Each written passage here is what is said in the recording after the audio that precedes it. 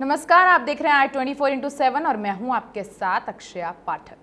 भारतीय वायुसेना की बहुप्रतीक्षित मुराद आज पूरी होने जा रही है।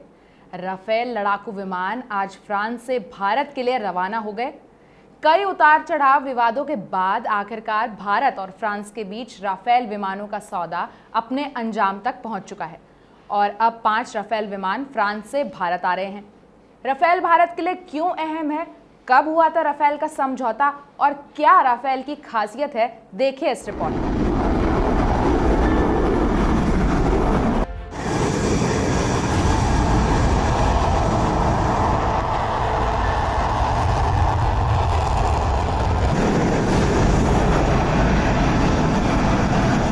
अत्याधुनिक मिसाइलों और घातक बमों से लैस भारतीय वायुसेना के सबसे घातक फाइटर जेट राफेल आज फ्रांस से भारत के लिए रवाना हुए।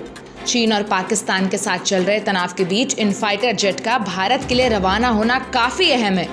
जो लड़ाकू राफेल विमान भारत ने फ्रांस से लिए हैं, उनमें सबसे पहले हवा से ही हवा में मार करने वाली मेटियोर यानी लंबी दूरी वाली मिसाइलें लगी होती हैं, जो भारतीय वायुसेना की क्षमता को पड़ोसी मुल्क की तुलना में कई गुना बढ़ा देंगी। राफेल कई सारी खूबियों से लैस है। इसमें दुनिया के सबसे सुविधाजनक हथियारों को इस्तेमाल करने की क्षमता है। 2 तरह की मिसाइलें, एक की रेंज 150 किलोमीटर, दूसरे की रेंज करीब 300 किलोमीटर। भारतीय वायुसेना के इस्तेमाल किए जाने वाले मिराज 2000 का एडवांस वर्जन है ये। राफेल की स्पीड मैक 1.8 है, यानी करीब 2020 किलोमीटर प्रति घंटे की रफ्तार। ऊंचाई 5.30 मीटर, लंबाई 15.30 मीटर।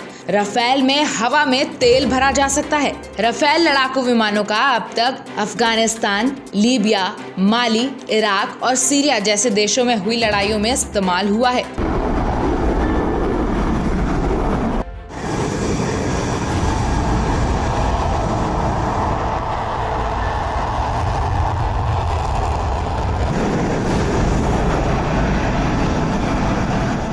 29 जुलाई को अंबाला पहुंचे राफेल विमानों के लिए भारत 60 से 70 किलोमीटर की दूरी तक सटीक मार करने वाली हैमर मिसाइल भी खरीद रहा है।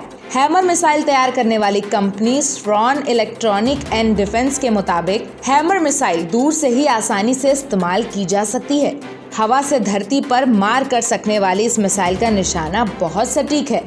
250 किलो वजन से शुरू होने वाली हैमर मिसाइल राफेल के अलावा मिराज लड़ाकू विमानों में भी फिट हो सकती है। हैमर मिसाइलें पहाड़ी इलाकों में बनाए गए बंकरों के खिलाफ भी कारगर होती हैं। कंपनी का दावा है कि यह सिस्टम बहुत आसानी से तालमेल बैठा सकता है। ये गाइडेंस किट के सहारे निशाने हिट करता है और कभी जाम नहीं होता।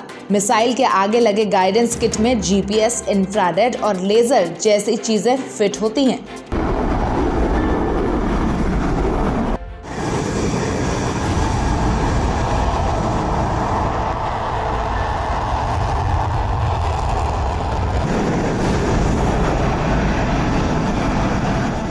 फ्रांस के साथ 36 राफेल विमान खरीदने का सौदा भारत में बेहद विवादित रहा है। विपक्षी कांग्रेस इन विमानों की खरीद में भ्रष्टाचार के आरोप लगाती रही।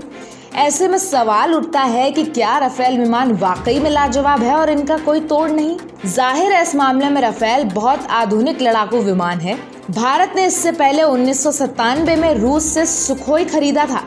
सुखोई के बाद राफेल खरीदा जा रहा है। साल 2010 में यूपीए सरकार ने खरीद की प्रक्रिया फ्रांस से शुरू की। 2012 से 2015 तक दोनों के बीच बातचीत चलती रही। 2014 में यूपीए की जगह मोदी सरकार सत्ता में आई।